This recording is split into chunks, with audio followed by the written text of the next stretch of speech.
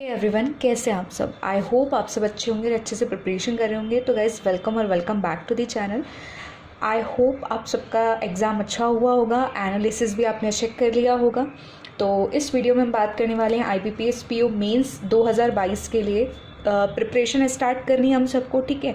तो ऐसी कौन सी चीज़ें हैं या कौन से पॉइंट्स हैं जिनको मस्ट हमारी प्रिपरेशन और स्ट्रेटजी के अंदर इन्वॉल्व करना चाहिए, तो उन चीज़ों के बारे में हम बात करेंगे। मैं एक चीज़ क्लियर कर दूं कि how to attempt IBPS PO mains, इसके बारे में हम बात नहीं कर रहे हैं। हम बात कर रहे हैं कि जब आप एक प्रिपरेशन को स्टार्ट कर रहे हो तो स्टार्टिंग में आपको कौन से पॉइंट्स को याद रखना चाहिए, ठीक है। तो वीडियो को लास्ट तक ज़रूर देखना, क्योंकि अगर हमें पॉइंट्स ही पता नहीं होंगे, हमें स्टेप ही पता नहीं होंगे, तो हम रैंडमली कुछ भी करेंगे तो वो हमारे मेंस के लिए ठीक नहीं होगा, ठीक है। तो वो लास्ट ईयर वही गलती मैंने भी की थी, जो कि आप लोगों को नहीं दोहरानी है। इसी वजह से मेरा मेंस क्लियर नहीं हो पाया था, बट इस बार हम सबको ये गलती नहीं दोहरानी, इसलिए वीडियो को लास्ट तक ज़रूर देखना। और मैंने जो भी अपने एक्सपीरियंस से सीखा है, रिव्यूज़ स्ट्रेटजीज से सीखा है, वो मैं आपके साथ में शेयर कर रही हूँ, ठीक है। तो सबसे पहले हम बात कर लेते हैं कि जो एक्सपेक्ट में फर्स्ट वीक में आपको देखने को मिल सकता है। उसके बाद में आपका जो मेन स्टेट एक्सपेक्टेड है ना, वो आपका 26 नवंबर बताया जा रहा है सोर्सेज में। मतलब जो आकाश सर हैं, आप भी जानते होंगे, तो अगर नहीं जानते तो मैं आपको बता देती हूँ। वो सर जो है वो एग्ज़ाम डेट्स के बारे में अपडेट देते हैं, जो भी एग्ज़ाम डेट्स आती है ना उनके बारे में अपडेट देते हैं। तो और बहुत ही ज़्यादा उनका जो अपडेट होता है ना बिल्कुल ट्रू होता है। तो उनके अकॉर्डिंग 26 नवंबर है या इसके आसपास आपका डेट जा सकता है। तो वो तो अब देखो रिजल्ट आएगा ना तभी पता चलेगा, लेकिन एक्सपेक्टेड मंथ जो IBPS कैलेंडर में है वो नवंबर है मेंस के लिए, ठीक है। अच्छा, इसका 3 आवर्स है और 30 मिनट्स हैं, ठीक है। ये आपका IBPS PO मेंस जो है उसका पैटर्न रहने वाला है। ये आप सब रूबरू होंगे इस चीज़ से, ठीक है। तो एक बार मैंने यहाँ पर पूरा का पूरा पैटर्न लिख दिया है, आप चाहें तो स्क्रीनशॉट ले सकते हैं इसका, ठीक है। तो 155 क्वेश्चंस आएंगे और आपको पता है कि मैक्सिमम मार्क्स 200 है, ड्यूरेशन 3 आवर्स रहता है, प्लस 30 मिनट्स का डिस्क्रिप्टिव है जिसमें 2 क्वेश्चन आएंगे, लेटर का और ऐसे का आएगा, ठीक है। 25 मार्क्स के होंगे और मैक्स टू मैक्स आप अटैम्प्ट कर सकते हो। जितना भी आपका अच्छा रहेगा उसके हिसाब से आपका एनालिसिस हो जाएगा। तो अब बात कर लेते हैं कि कौन सी चीज़ों को हमको इंक्लूड करना चाहिए, जिसके वीडियो के स्टार्ट में हम बात कर रहे थे।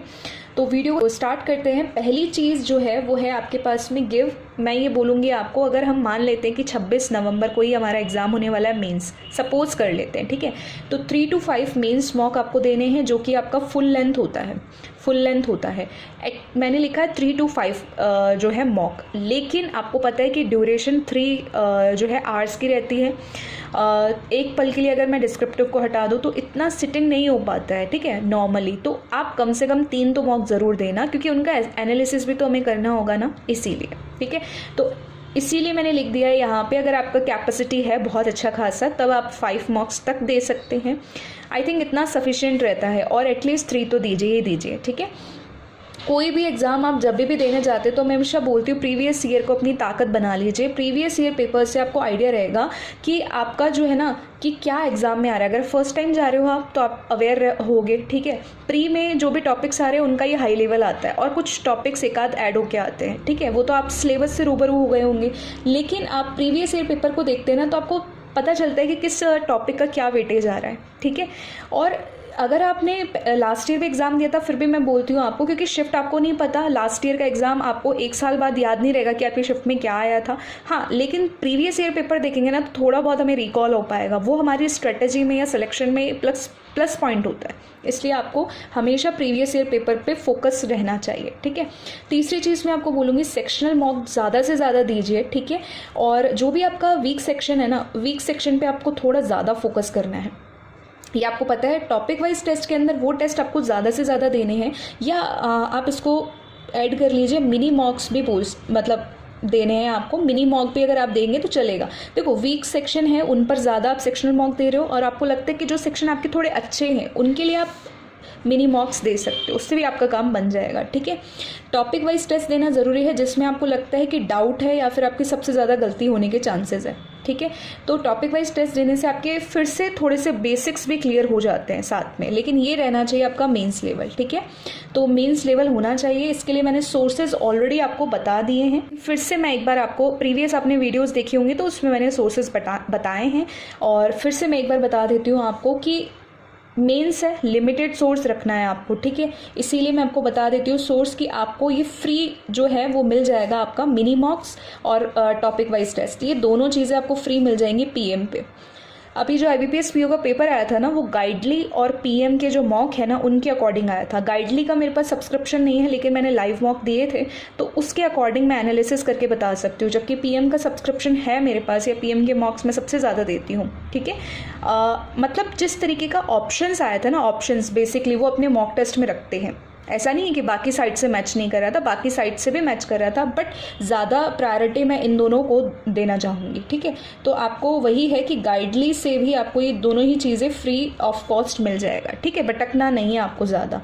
और अदर देन आपके पास में एक ऑप्शन अड्डा का तो है, पीएम का तो रखना ही है क्योंकि थोड़ा हाई लेवल रहता है ये स्टूडेंट्स के लिए, इवन मेरे लिए भी, और अड्डा आपको रखना ही है। इसके अलावा अगर आपके पास में कोई और भी सोर्स है जिससे आप करना चाहते हो तो वो देखो आपकी फिर चॉइस रहता है, ठीक है।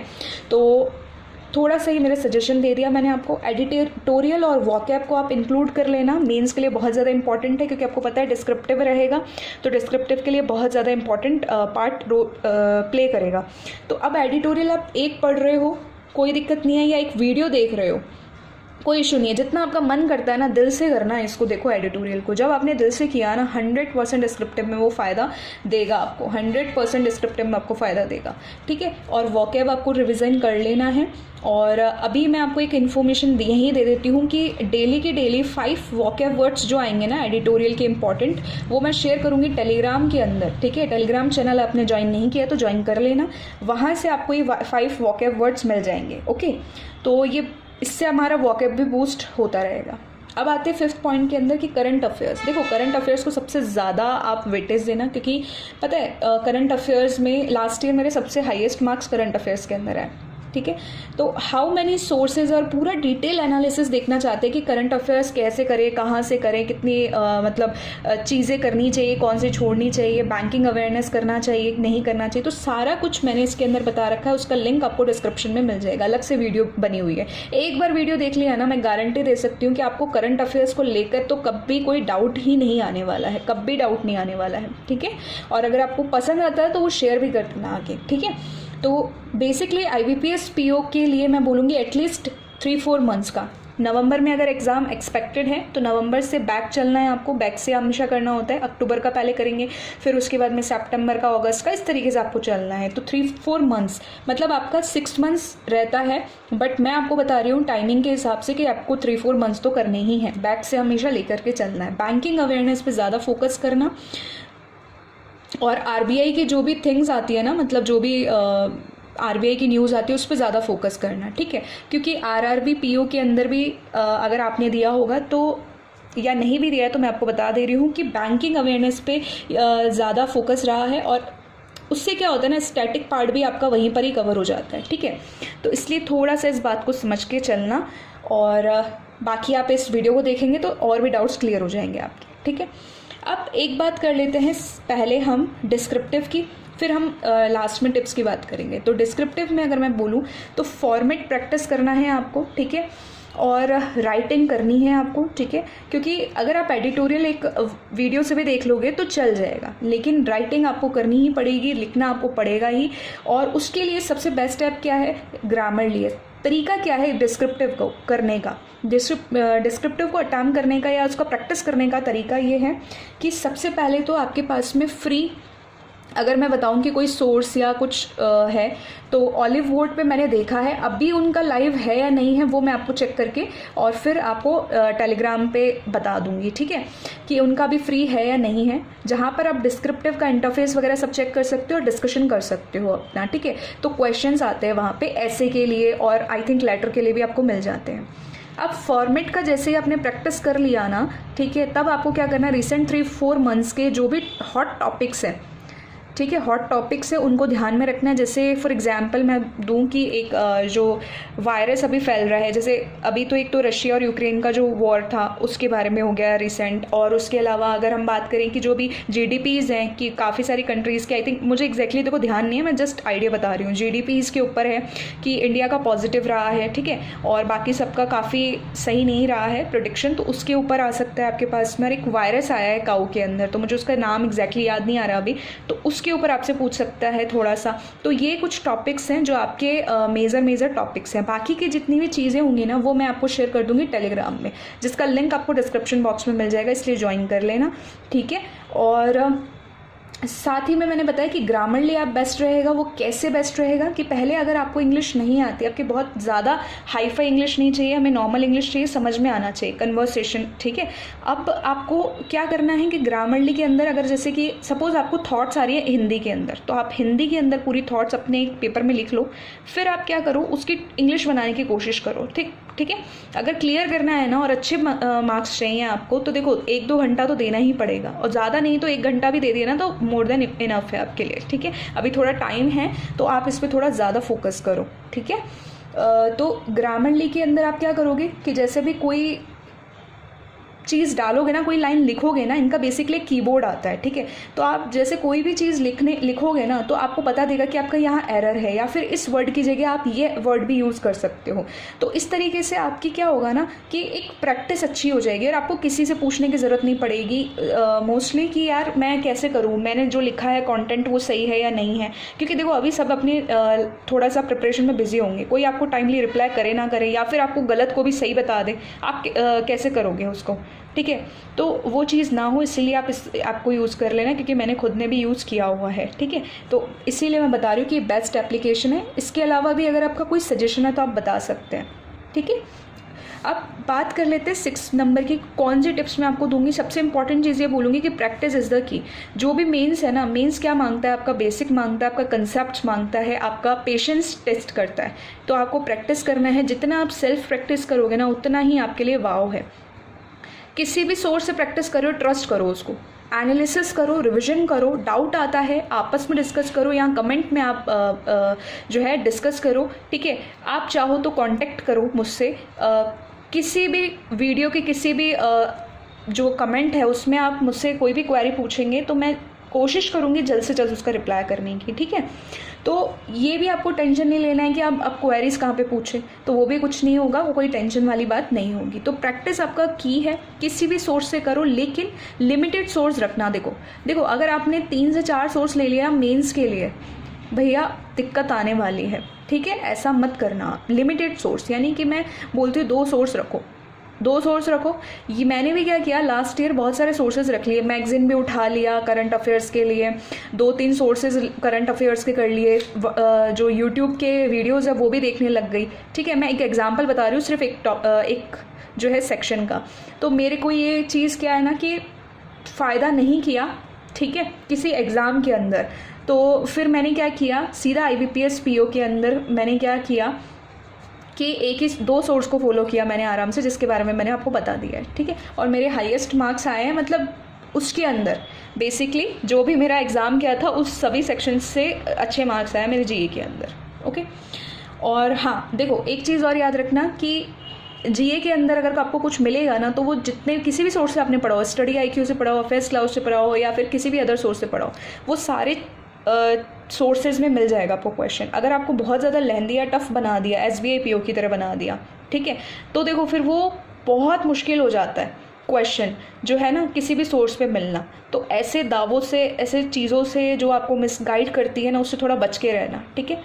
तो 10-12 क्वेश्चन तभी भी आपको ऐसे मिल जाएंगे जो कि आप डुएबल होंगे, ओके ना। एक लास्ट चीज़ मैं आपको बोलना चाहूँगी कि एक लिस्ट बना लेना सारे टॉपिक्स की इन ईच सेक्शन में, कि ये टॉपिक्स आपको करने हैं मेंस के लिए, ठीक है।